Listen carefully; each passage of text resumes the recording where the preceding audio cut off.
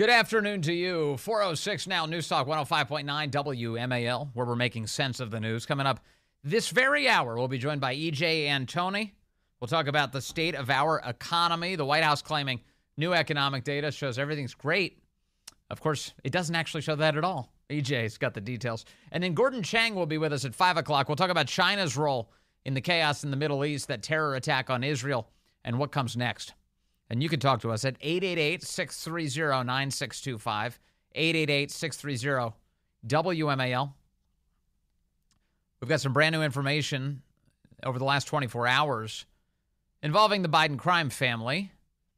Headline, FBI received criminal information on Joe and Hunter Biden from over 40 confidential sources, Senator Grassley finds. This news broke as we were on the air yesterday. The FBI obtained information from more than 40 confidential sources on potential criminal matters related to Joe, his brother James, and son Hunter, according to Republican Iowa Senator Chuck Grassley. He wrote all of this in a letter sent Tuesday night to Attorney General Merrick Garland and FBI Director Christopher Wray, and said that the FBI sources provided criminal information to the FBI relating to Joe Biden, James Biden, and Hunter Biden.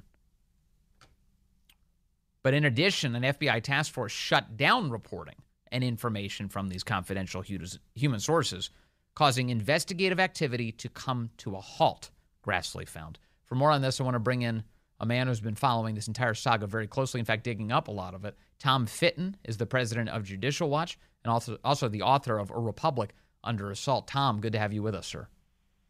Hey, Vince, good to be with you again. So now we find out that not only is there, say, one or two confidential human sources reporting on the corruption of the Biden family, over 40 seems like a big deal. Under normal circumstances, don't you think the FBI would be all over an investigation like this? It sounded to me like they had a full-time job just covering it all up.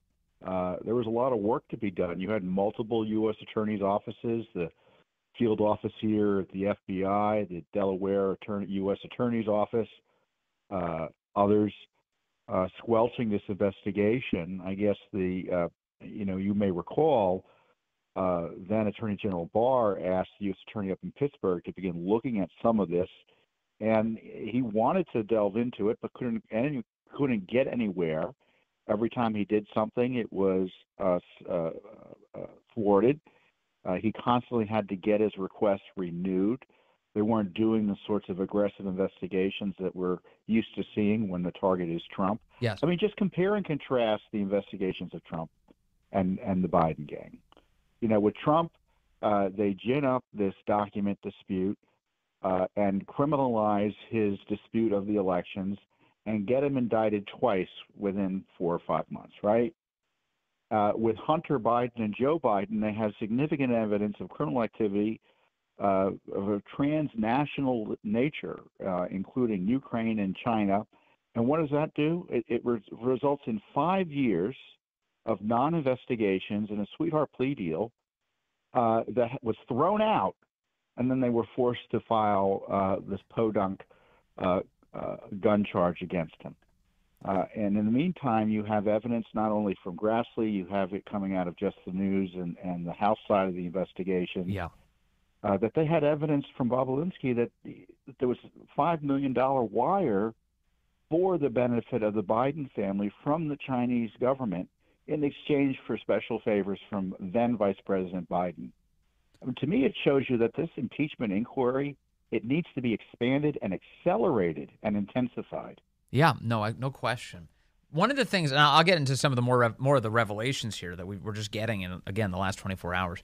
But one of the things that always strikes me as just very third world, very banana republic is a lot of this, much of what we're talking about took place during the Trump administration. Donald Trump was president of the United States, and you had government officials who were actively working to subvert the election in order to get him out of office. I mean, how constitutionally perilous is that, Tom Fitton? Yeah, that's a deep state special, wasn't it? While they were trying to indict Trump, remember they spent 2-3 years trying to indict him, and then they impeached him on a phone call to Ukraine about Biden corruption in Ukraine. They were so upset about him blowing the whistle on that, they tried to drive him from office. At the same time, these agencies were bending over backwards to suppress information about Hunter Biden and such. And the laptop, you can't repeat it enough. They had the laptop since December, at least, of 2019. The U.S. attorney charged with looking into Hunter Biden information, they wouldn't even tell him they had the laptop, the corrupt FBI. And to me, to bring it forward right now, Vince, my question is for House Republicans, what are you going to do about it? Are you going to give the FBI their full budget? Are you going to fully fund the Justice Department? Are you going to fund these abusive agencies that quite obviously are broken? Yeah, unquestionably so. And the answer was 3 weeks ago, yes, they would. And the question is, for the new speaker, what is he going to do 2 weeks from now? Yeah, will he be aggressive? That's we'll be keeping an eye out for that for sure. He's definitely said the right things, but now he's in charge, so we'll see what he does with that. The FBI, additionally, we know, tried to cover up all of this by saying that any allegations against the Biden family were actually foreign disinformation. That's what Chuck Grassley is further reporting this week. He says this, it's been alleged that the basis for shutting the investigative activity down was an August 2020 assessment created by FBI supervisory intelligence analyst Brian Auten. That assessment was used by an FBI HQ team to improperly discredit negative Hunter Biden information as disinformation and caused investigative activity to cease.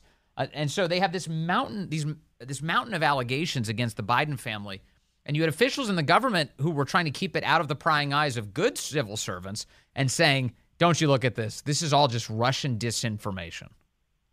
Oh, and they tried to distract Grassley and company because recall at the same time, then they used as a pretext to go and, quote, brief the senators on their so-called findings. And they're like, why are you talking to us about this? We know what's going on. It's not disinformation.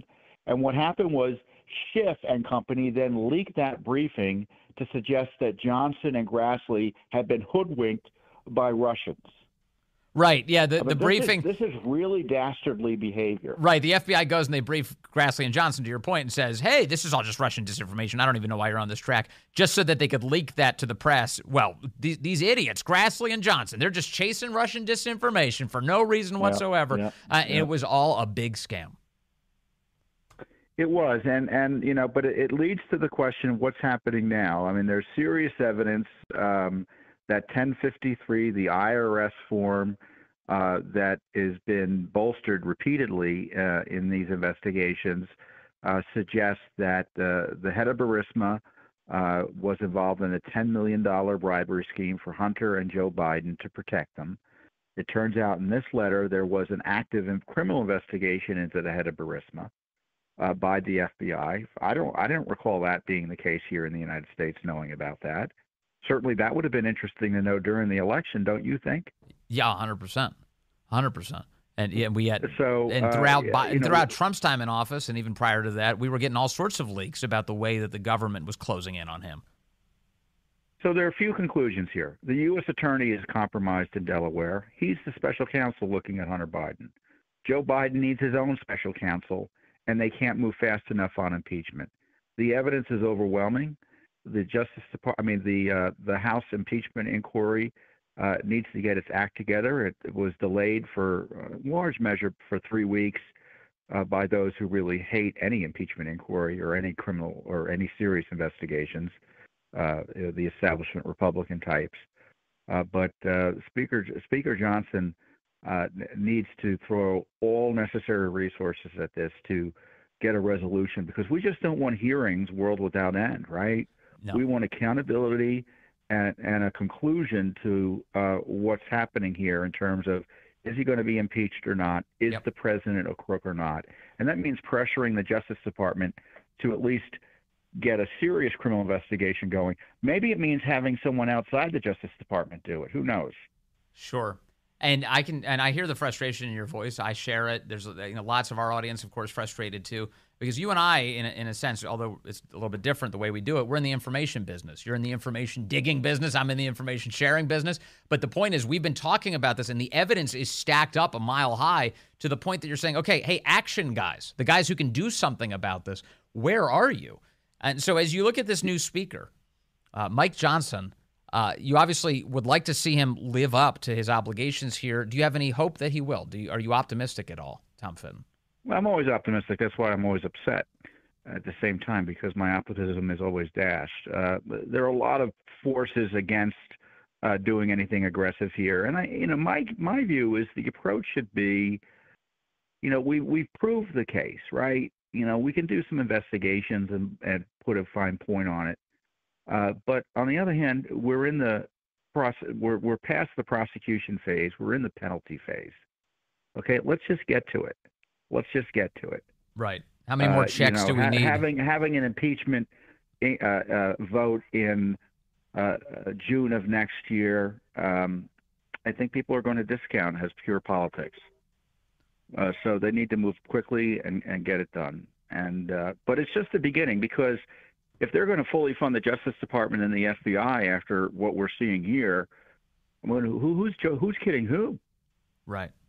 After what they've done to not just Trump, but what they've ignored with Biden, and what they've done most importantly to the American people, whether they're pro-life activists or parents attending school board meetings or Mark Houck or Catholics attempting to go to church in Virginia, take your pick.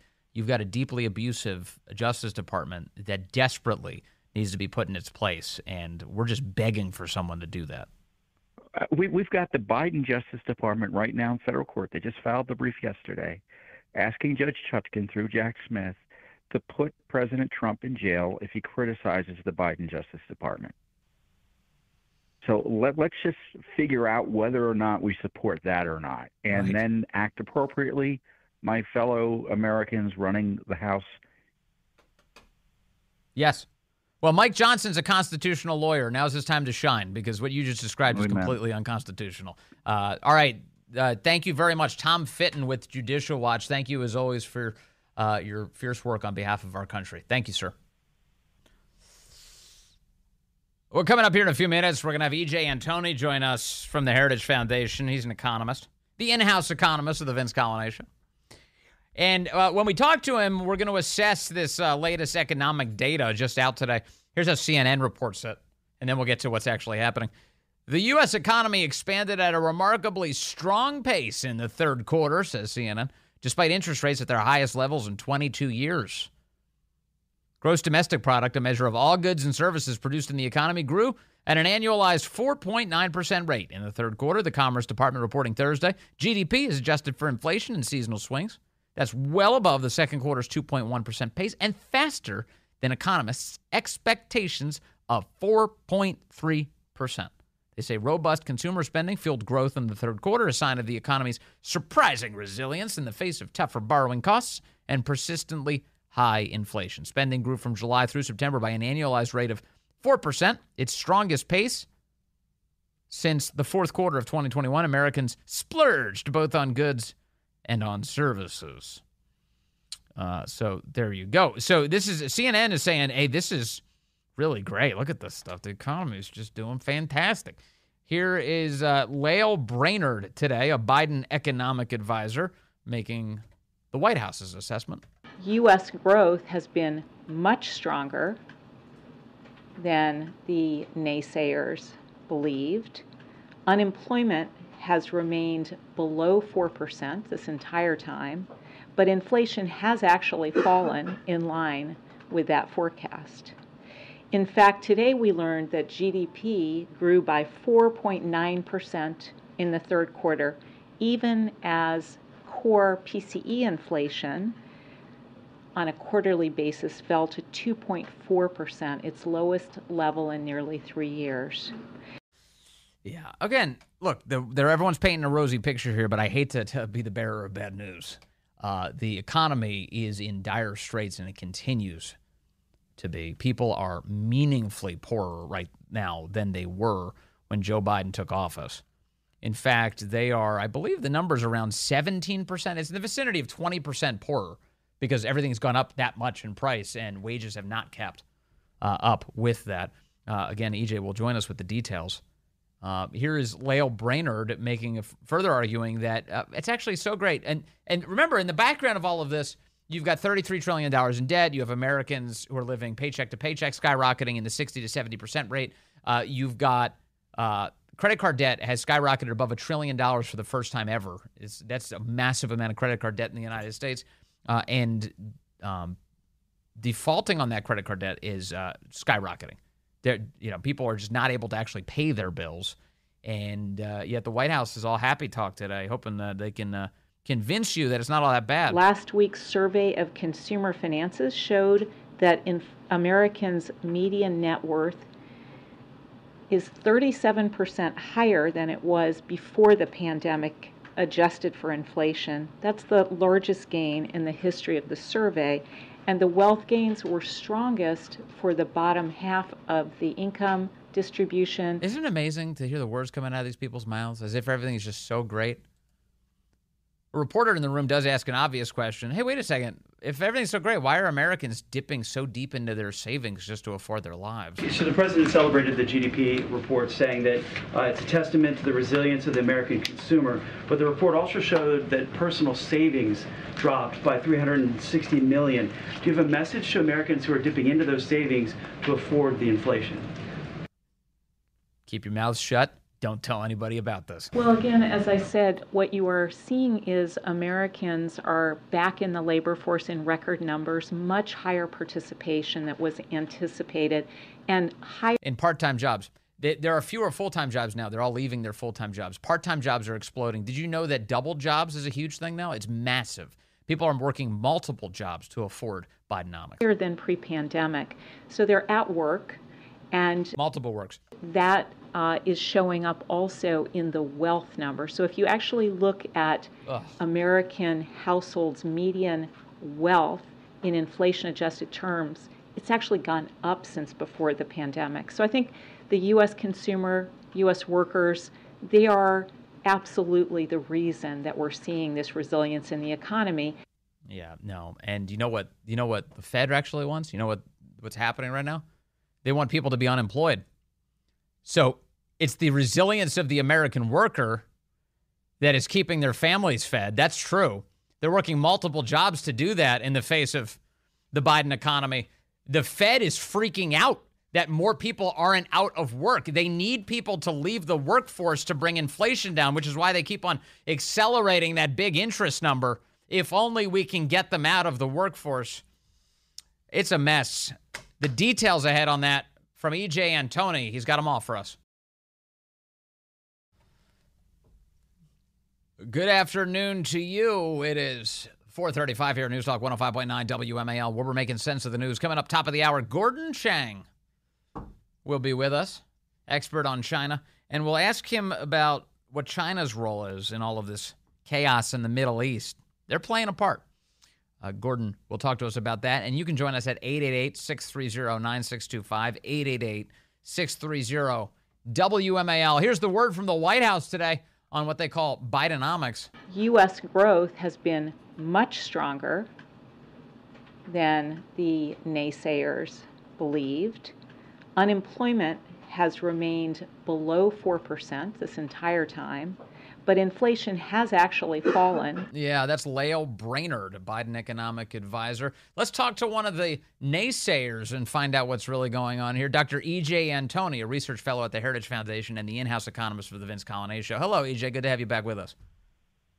Oh, nice to be back. I mean, it's at least you're not playing a clip of Biden to start us off. At least we're getting, miss inflation is transitory. I know. You freak out too much when I play Biden clips, so we started with Lael Brainerd. Hey, so she says that unemployment is below 4%, inflation has fallen, U.S. growth is great. What are we missing here?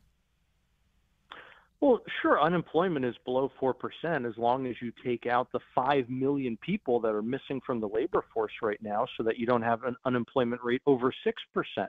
And all these jobs numbers being goosed by the fact that people are going and getting a second or a third job, or the fact that people are having to switch from unincorporated self-employment to working for another business because they themselves have lost their small business. And these GDP numbers that came out today, I mean, it really just goes to show you how many of these so-called experts out there don't know how to read past anything but the headlines, because as soon as you do that, you see that this report isn't that good at all. Yeah, the headlines include, like this CNN headline, the U.S. economy grew at a blistering rate despite high interest rates. You say the economy is not actually good at all, so what is CNN getting wrong here? Oh, just about everything. I mean, look, one of the things that you have to remember with these GDP numbers is that some of the ways in which we calculate GDP is done for convenience. And so it's not necessarily always an indicator of sustainable growth in the long run. I'll give you a very, very easy example of that. Investment grew tremendously last quarter, but it's not investment like you would normally think of in terms of factories, machines, et cetera, what we call fixed investment. No, this was just inventory growth. Well, why on earth did inventories go gangbusters? It was because all of these businesses have renewed inflation expectations fears. In other words, they're seeing inflation tick up last quarter. They're afraid it's going to get worse. So they stocked up on a lot of extra inventory, which is all just going to be sold in the coming quarters, which is going to subtract from future GDP. So all you've done, Vin, is essentially you have moved future growth, quote unquote, into the current time period. Right. And so GDP is a measure of economic activity, right? People exchanging dollar bills. Right. So you have gross domestic product, or GDP, and then you have gross domestic income, or GDI. And those things basically are just two sides of the same coin. One is the income side of the equation. The other is the expenditure side of the equation. Now, interestingly, the Federal Reserve Bank of Philadelphia, they put out something called GDP Plus, which uses data from both of those to try to get a better sense of where the economy is actually today, because both of those measurements measure different things, and so they tend to fluctuate over time, although they trend together. To make a long story endless, the GDP Plus measurement came in today at only 3.3%, not 4.9%. So there's a very good chance that, again, when you look at the things that really matter for economic growth, the economy is not growing anywhere near as fast as these headline numbers make it appear. Interesting. What does this all mean for interest rates, and what does it mean for inflation? That is the cost of goods. Well, ultimately, what's going to decide interest rates is supply and demand within the market of loanable funds. In other words, that's savers and borrowers. And the biggest borrower right now, far and away, is the U.S. Treasury. I mean, this is mind-boggling, but they have already borrowed over $500 billion this month alone. Forget a $2 trillion deficit for the fiscal year. We're going to blow that out of the water. We are on pace to borrow well over $3 trillion at this rate. I mean, this is just absolutely staggering. It's more than twice what we borrowed in the whole month of October 2022, and we still have a week to go. And all of this borrowing is what's fueling the government spending today, which for the last 5 quarters now has grown faster than consumer spending. And so what impact is this having on interest rates? It's driving them up because the Treasury is sucking all the air out of the room. Right. And so the end result is that inflation continues to rise as a result of all of that, no? Oh, absolutely. So it's all of the spending and borrowing by government is causing both interest rates and inflation to stay high and to go higher. In fact, the GDP price index, which is a little different from the consumer price index that we usually talk about, but we got the GDP price index in today's report, that shot up from 1.7% in the second quarter to 3.5% in the third quarter. It more than doubled. And just for some context here, for those numbers, if you forget about the pandemic for a moment, before the pandemic, when's the last time we had a rate as high as 3.5%? 2007, right before the Great Recession. Yeah, so that doesn't sound good to me. Let's talk about the basic numbers that people can really connect with. How much poorer are people now than when Joe Biden took office?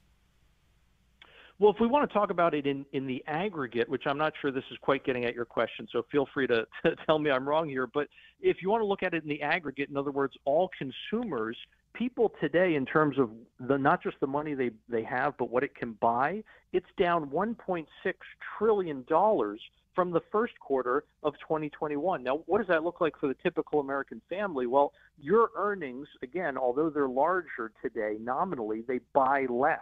Right. And so that costs you literally thousands of dollars on an annual basis. But now the interest rates that we were just talking about a moment ago, they've risen so much on everything, whether it's your mortgage, your credit cards, et cetera. That's also costing you well over $1,000 a year. So you combine just those two effects, and it's as if you knocked $7,300 off the typical American family's annual income.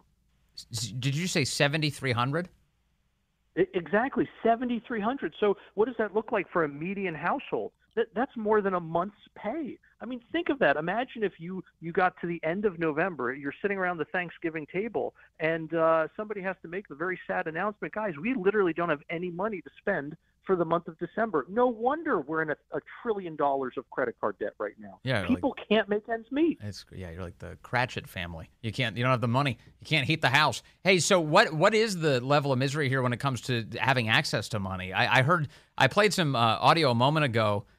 Here's a reporter. I'll just play it. This is Lael Brainerd being asked by a reporter today in the briefing. Hey, wait a second. People are dipping into their savings to afford this economy. So the president celebrated the GDP report, saying that it's a testament to the resilience of the American consumer. But the report also showed that personal savings dropped by $360 million.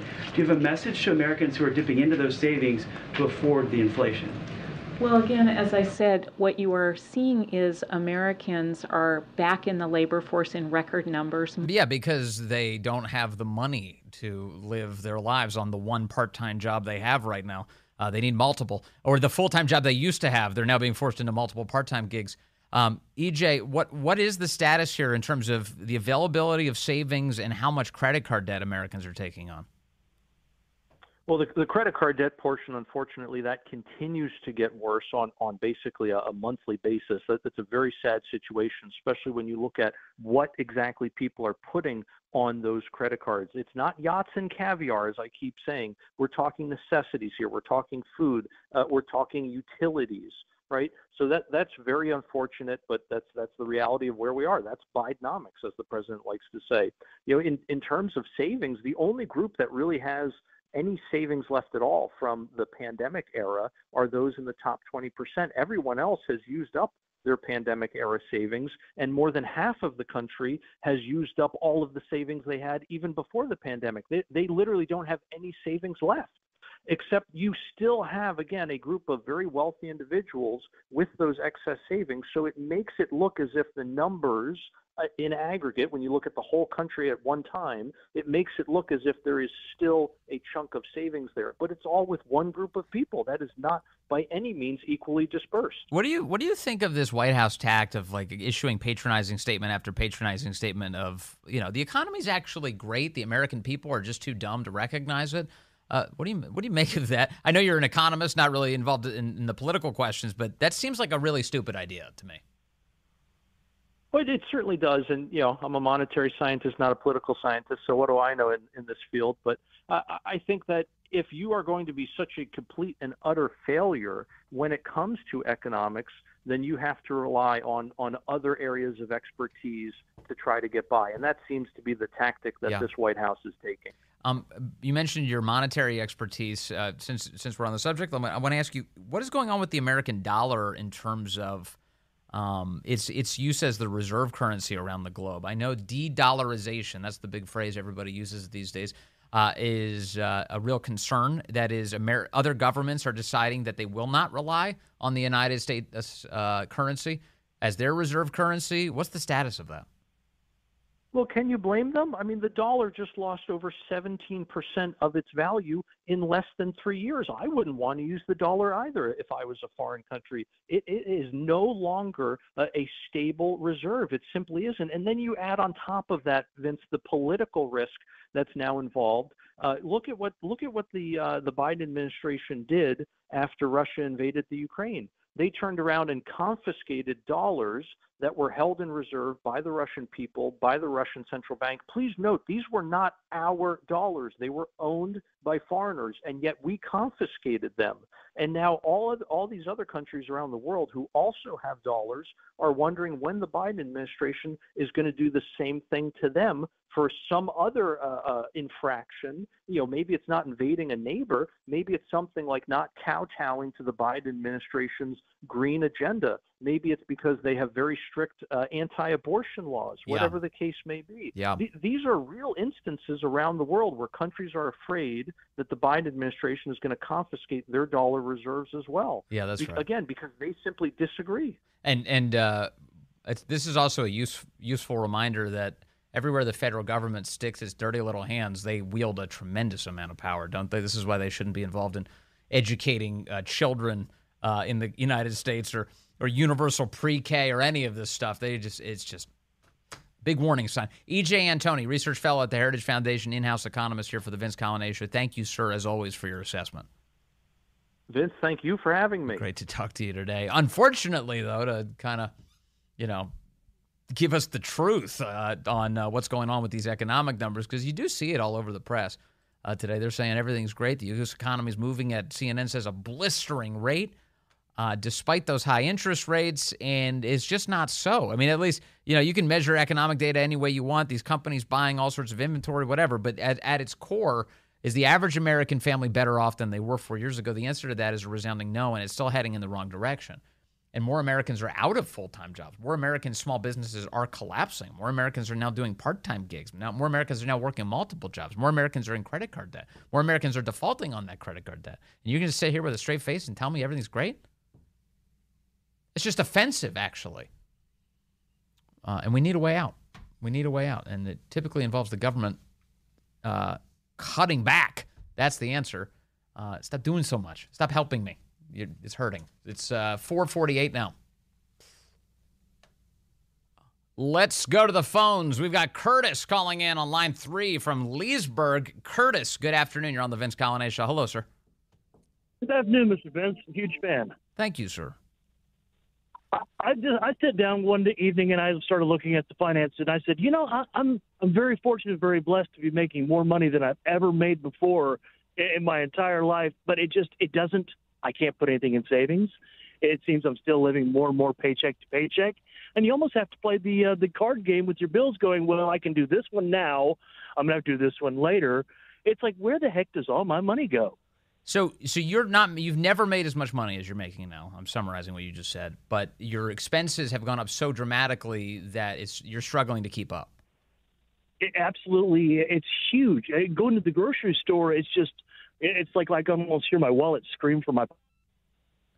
Yeah. And so, just imagine. So that way lies Zimbabwe. That way lies hyperinflation. So this whole idea, the White House basically, Curtis, wants you to be soothed by the dollar figure coming into your account, and then to ignore the fact that you've got a lot more going out, and that's inflation. That's the whole thing. And it's so that's the experience you've had. Are you doing anything to kind of try and cover the gap? Do you have savings? You're living paycheck to paycheck. What's happening here? Paycheck to paycheck. So you have to trim the necessities around you, right? You're budget shopping now. Oh, I'm constantly going, okay, what's going to be the best deal for me to be able to go ahead and cut any fat that I might have even left in my budget. Man, have you had to do anything super radical to make that work? Fortunately, not. No, I work a lot. You work a lot. Have you taken more hours? Oh, yes. Have you taken another job? No, I've not taken another job. Fortunately enough, I'm able to get enough overtime to be able to go ahead and cover the gap as what I would with a second job. Yeah, but you have to put in the extra hours now just to do what you used to do on a lot fewer hours. Curtis, thank you. I really appreciate the call. And hope things get better. We're working on that here. We're trying to. Let's see. We got Jim in Washington, D.C., line 4. Jim, good afternoon. You're on the Vince Coglianese Show. Hi, Vince. Thanks for taking my call. Yeah, I just wanted to make an observation. The United Auto Workers went on strike demanding a 25% increase in their salary. That is huge. And it looks like they're going to get it, and good for them. I'm not getting that. But the fact that they need that's what they feel they need to be satisfied, should tell us everything we need to know about the economy. That it's going to take a 25% pay increase just to break even. Well, 100%. This is why when this came out, I think some of the early numbers included requests for like a 40% raise or something. But when the numbers first came out, I was urging everyone to just hit the brakes before you judge the big number too quickly, because the reality is it's something like 20%. We've really lost about 20% of the value of our money since Biden has been made president of the United States. And as a result of that, it's not the craziest thing to say, hey, maybe we should seek a 20% raise, like just to cover the shortfall here. So you're totally right, Jim. This is the UAW. It's not as it doesn't make your eyes water as much when you realize that it's the government that did this to us. Yeah, and this is the game they play, right? They run us into debt, and then they inflate everything so as to devalue the dollar, so as to lower their debt. Yeah. And that's the game they play. And that game is going to run stale and sour worldwide. The rest of the world is not going to want to keep picking up our debt, losing money on our money. No. And, you know, if we don't get somebody with some sanity into that, into the White House and into the Senate and House, yes, well, we've got to find somebody in the House. But if we don't get things straightened out, we're going to see, I think, probably a worldwide economic collapse. Bad times. At least a U.S. economic collapse. Yeah, bad times very ahead, soon. if that's the case. Thank you, Jim. Let me get Greg in Stafford in here, line 3. Greg, good afternoon. You're on the Vince Coglianese Show. Hello. Hey, Vince, your previous caller, my gosh, I'm in the same situation. I make more money, but I cannot make ends meet, and it's ridiculous. Just don't understand it. You make more money than you have before, and you can't make your ends meet. So does that mean you're doing the same thing? You're cutting back on the things you buy or can afford? I've tried, but yes, I do. But everything's more expensive. So yes, it's because of Democrats, just like Chris Plant says. He does say that. Greg, thank you. Appreciate the call. Yeah, we got to get this ship righted, don't we? And we don't have a lot of time to do it at all.